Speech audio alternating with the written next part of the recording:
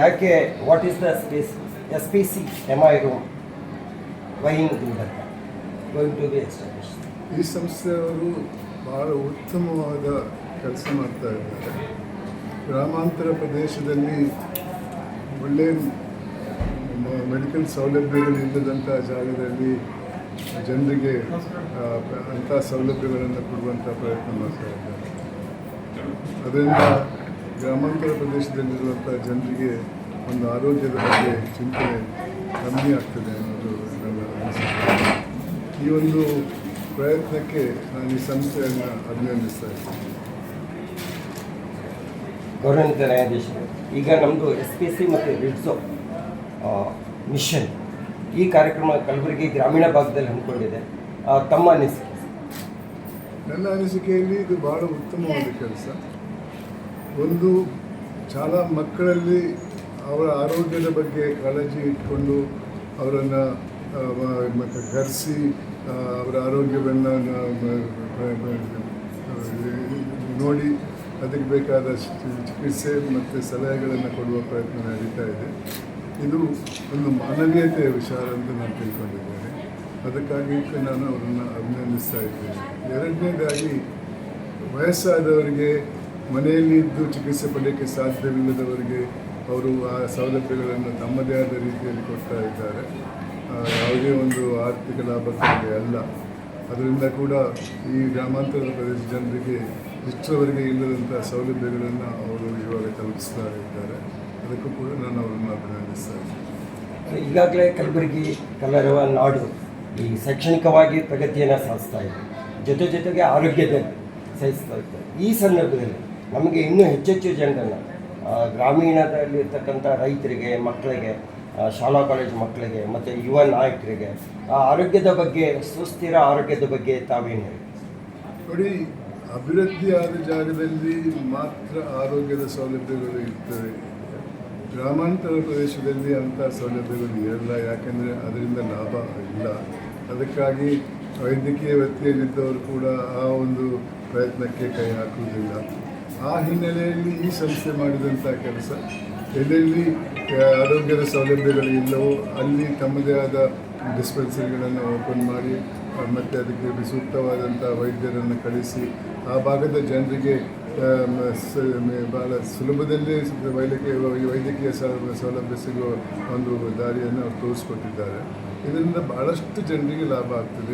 ಯುವಕರಿಗೆ ಮಾತ್ರ ಅಲ್ಲ, ವಯಸ್ಸಾದವರಿಗೆ, ಮನೆಯಲ್ಲಿರೋಕ್ಕೆ ಸಾಧ್ಯವಿದ್ದವರಿಗೆ, ಮನೆಯಲ್ಲಿ ಚಿಕಿತ್ಸೆ ಸಿಗದವರಿಗೆ ಅವರು ಅಂತಹ ಒಂದು ಸೌಲಭ್ಯಗಳನ್ನು ಒದಗಿಸಿಕೊಡ್ತಾ ಇದ್ದಾರೆ.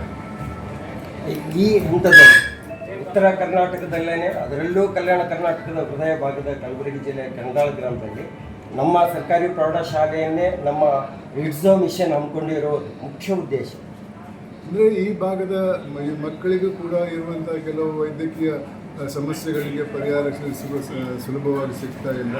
ಅದಕ್ಕಾಗಿ ಇಲ್ಲಿಂದ ಶುರು ಮಾಡಿದ್ದಾರೆ, ಮುಂದಕ್ಕೆ ಇದರ ಜಾಗಕ್ಕೆ ಹೋಗ್ತಾರೆ ಅನ್ನೋದು ನನ್ನ ಅನಿಸಿಕೆ. ಮುಂದುವರೆದು ಮಾತನಾಡೋದಾದರೆ ನಮ್ಮ ರಿಡ್ಸೋ ಮಿಷನ್ನ ಮುಂದಿನ ಧ್ಯೇಯ, ಮುಂದುವರೆದ ದಿನಗಳಲ್ಲಿ ಅಥವಾ ಮುಂದಿನ ವರ್ಷಗಳಲ್ಲಿ ತನ್ನ ಧ್ಯೇಯವನ್ನು ಇಟ್ಕೊಂಡಿದೆ. ಒಂದು ಸಾವಿರಾರು ಕ್ಲಿನಿಕ್ಗಳನ್ನು ಈ ಥರ ಸರ್ಕಾರಿ ಶಾಲೆ ಖಾಸಗಿ ಶಾಲೆ.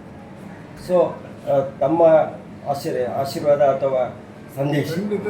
ಅಂದರೆ ಇದು ಭಾಳ ಉತ್ತಮವಾದ ಕೆಲಸ.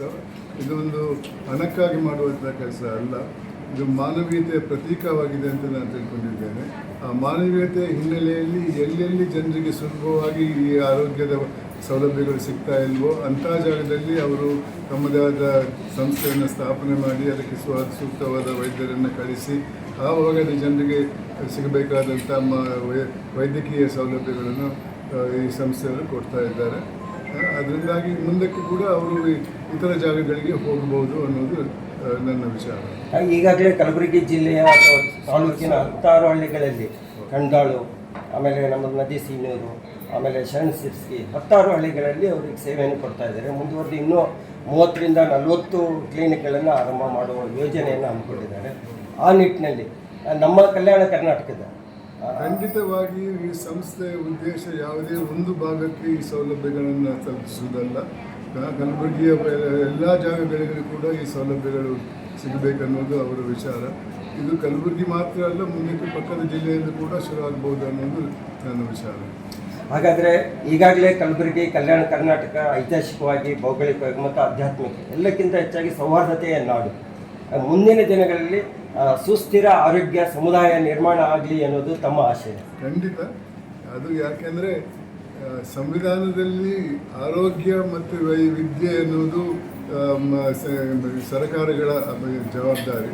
ಅದರಲ್ಲಿ ಸರ್ಕಾರಗಳು ಜಾಸ್ತಿ ಪ್ರಯತ್ನ ಮಾಡದೇ ಇರುವುದರಿಂದ ಇಂಥ ಒಂದು ಸಮಸ್ಯೆ ಬಂದಿದೆ. ಆ ಸಮಸ್ಯೆಯ ಜವಾಬ್ದಾರಿಯನ್ನು ಇವತ್ತು ಈ ಸಂಸ್ಥೆಗಳು ನೋಡ್ಕೊಳ್ತಾ ಇದ್ದಾರೆ.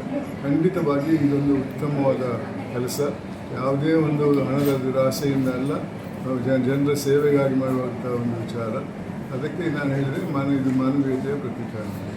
ಸೌಹಾರ್ದತೆ ಜೊತೆಗೆ ಸುಸ್ಥಿರ ಆರೋಗ್ಯ ಸಮಾಜ ನಿರ್ಮಾಣ ಆಗಲಿ ಅನ್ನೋದನ್ನು ನಮ್ಮ ನ್ಯಾಯಮೂರ್ತಿ ಸಂತೋಷ್ ಹೆಗ್ಡೆ ಅವರ ಆಶಯ ಆಗಿತ್ತು.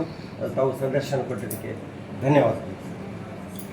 ಶಿವಕುಮಾರ್ ಬಿರಾದರ್ ಸಾರಥ್ಯದಲ್ಲಿ ನೂತನವಾಗಿ ಪ್ರಾರಂಭಗೊಂಡ SB ಟೈಮ್ಸ್ ನ್ಯೂಸ್ ಚಾನೆಲ್.